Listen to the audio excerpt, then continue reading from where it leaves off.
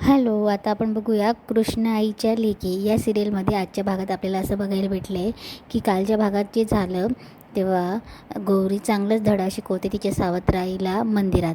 तेव्हा घरी आल्यावर कृष्णाई गौरीभोवती खूप बडबड करत असते. ती बोलत असते की अगं असं कसं वागू शकते ती, आणि किती पण केलं तर सावत्र आई आहे तुमची. तेव्हा गौरी स्पष्टच बोलते की ती माझी आई नाही. तेव्हा कृष्णाचं एवढं म्हणणं असतं की अरे सांज सकाळ तुमचं लग्न होणार, लग्नाला कोणीतरी बाप म्हणून उभा पाहिजे ना, आणि तोच तुमचा बाप आहे आणि तुम्ही अशा करतायत म्हणून. तेव्हा गौरी बोलते की तो माझा बाप नाही. जेव्हा त्याने 3 पोरींना तुला टाकून 3 पोरी असतानाही तो तुला सोडून गेला, अशा बापाला काय बाप म्हणायचं? मी त्याला बाप मानत नाही.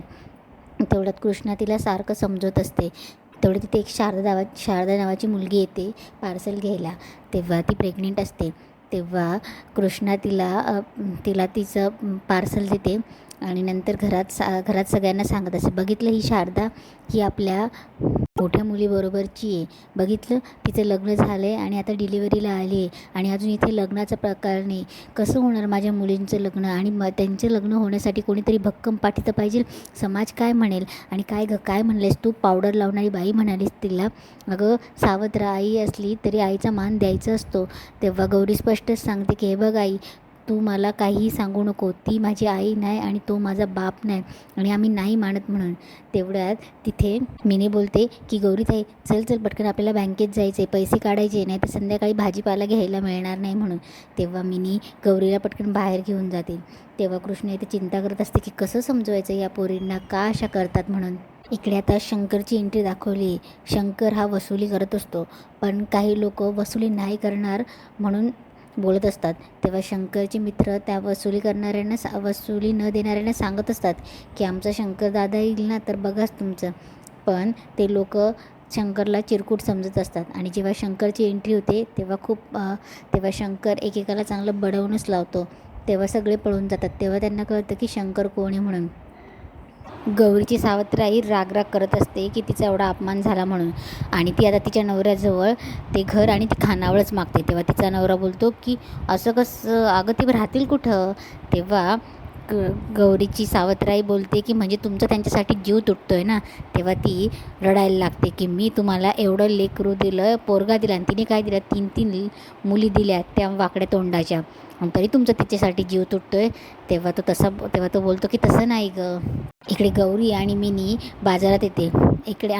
इकडे शंकर हात बघत असतो ज्योतिषाकडे. तेव्हा ज्योतिषी त्याला सांगत असतो की तुझ्या आयुष्यात लवकरच एक गुलाबी रंग येणारे, लवकरच अशी पोरगी येणारे. तेवढ्यात गौरी आणि मिनी बाजाराला येत असते, भाजीवाल्याकडे थांबलेली असते. तेवढ्यात गौरीच्या हातातली पर्स एक माणूस घेऊन पळून जातो.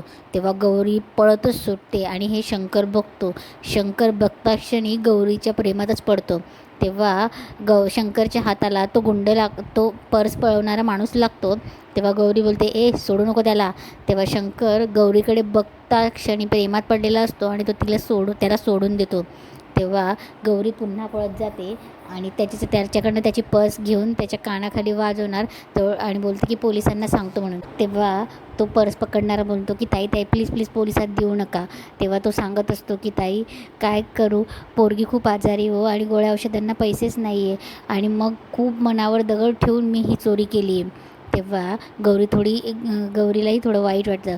गौरी बोलते की थांबा हां. तेव्हा गौरी गोळ्या औषधं आणून देते आणि त्याला सांगते की हे बघा दादा, कष्ट करून ह्या गोष्टी करायच्या असतात, चोरी करून काहीही मिळणार नाही, आणि हे घ्या, तुमच्या मुलीची काळजी घ्या म्हणून गौरी त्याला सांगत असते. शंकरला गौरीबद्दल ह्या गोष्टी खूप आवडत असतात. शंकर गौरीच्या प्रेमातच पडलेला असतो. शंकर रात्री घरी आल्यावर सुद्धा गौरीच्याच गोष्टी करत असतो. त्याच्या मित्रांसोबत गौरीबद्दलच बोलत असतो आणि गौरीची स्तुती करत असतो. त्याचे मित्रही हैराण झाले असतात की काय झालं याला. तेव्हा शंकर पूर्णपणे गौरीच्या गोष्टी करत असतो. शंकरला स्वप्नात तर गौरीशी लग्न झालं असंही वाटत असतं. अशा प्रकारे आता गौरी आणि शंकरची लव्ह स्टोरी आपल्याला बघायला भेटणार आहे.